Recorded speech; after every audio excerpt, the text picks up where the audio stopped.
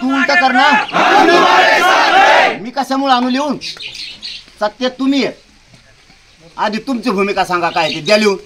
बरोबर सरळ क्लिअर केला आता मी.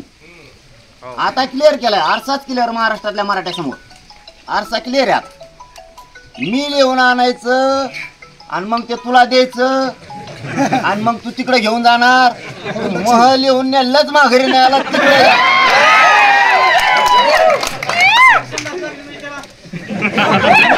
इमानदारीनं शब्द दिला मराठ्यासमोर आणि एकदा शब्द दिला ना म्हणून जरा शब्द व्हायची गरज नाही. मागच हातात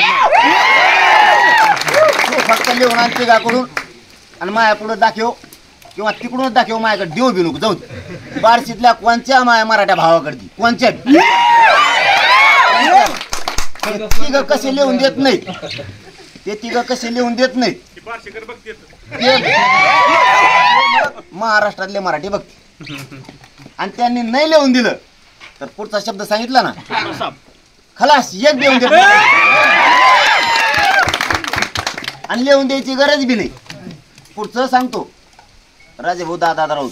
पुढचं सांगतो लिहून द्यायची गरजच नाही. सरकारच तुमच्याजवळ आहे ना.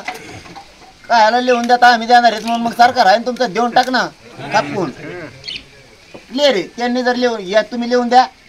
यांनी लिहून नाही दिलं तर यांचा हिशोब आम्ही करतो. क्लिअर आणि कट. विषय खलास. इथं विषय इंड झाला. आता काय विषय राहिला त्यांचा आणखीन एक बाबा मी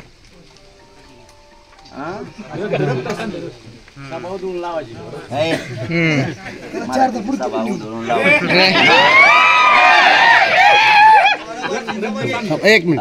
त्यांची भूमिका काय आहे तुमची भूमिका क्लिअर कर. चल चल क्लिअर कर.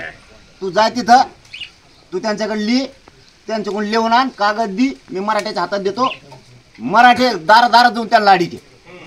चल तुमची भूमिका काय तुमची भूमिका. आणि त्यांनी जर भूमिका नाही व्यक्त केली तुम्ही केल्या तर मराठी त्यांना महाराष्ट्रात फिरून देत नाही तर निवडून घेऊन देत नाही.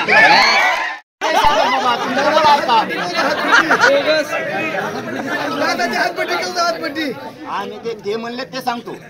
मी का टिंगल करणारातला नाही. फक्त चूक केली मला छेडलं. ही सगळ्यात मोठी आयुष्यातली चूक केली.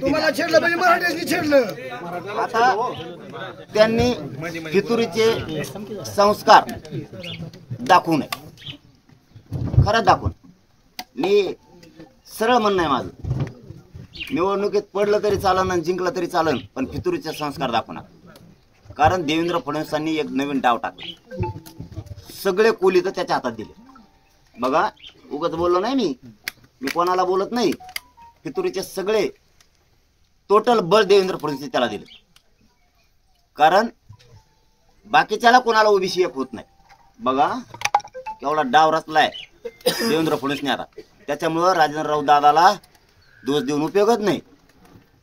दादू देऊन काही उपयोग नाही. काहीच उपयोग नाही. देवेंद्र फडणवीस डाव टाकलाय. सगळे यंत्र त्याच्या हातात दिलेत. ओबीसी एक होत नाही. तू मराठ्याचा उठ होऊन दे. मराठ्यात कुठाकुठी सगळं बळ आम्ही तुला पुरितो. सगळं काय लागन तेवढं बळ पुरितो. ओबीसी बी तो ऐकून होईल. काही मराठी तो ऐकून होते. देवेंद्र फडणवीसला हे माहीतच नाही. आता जास्त मराठी विरोधात जाणार राज्यात. त्याच्या हातात पुरं दिले आणि त्याचा नाविलाज. कारण ते काय म्हणतात ना त्याला विनाश काली विपरीत बुद्धी. असा खेळ आता देवेंद्र फडणवीस त्याच्या माध्यमातून चाललेला आहे. आणि त्याचं बिघडे संतुलन. आणि मी नेमकं संतुलन बिघडून देत नाही. मग देवेंद्र फडणवीसने कुणाचं संतुलन बिघडलं की मी त्या टायमाला म्हणतो थांब जायची. दम धरून उड्या वाघ मागं सरकून उड्या असतो. असं डायरेक्ट नाही जात असं मोगम. मी म्हणलं आता थांबतो. कारण मला काढायचं होतं उकरून. खरं काय आणि ते गेलं बरून. सगळं बाहेर निघलं त्याच्या पोटात. ते मारामारी भास नको सांगू मला. ते काय तर मला ना तोडी ताडी नको पडतो. त्याच्यात पुरं बाहेर निघालं. एबीपी माझा उघडा डोळे बघा नीट.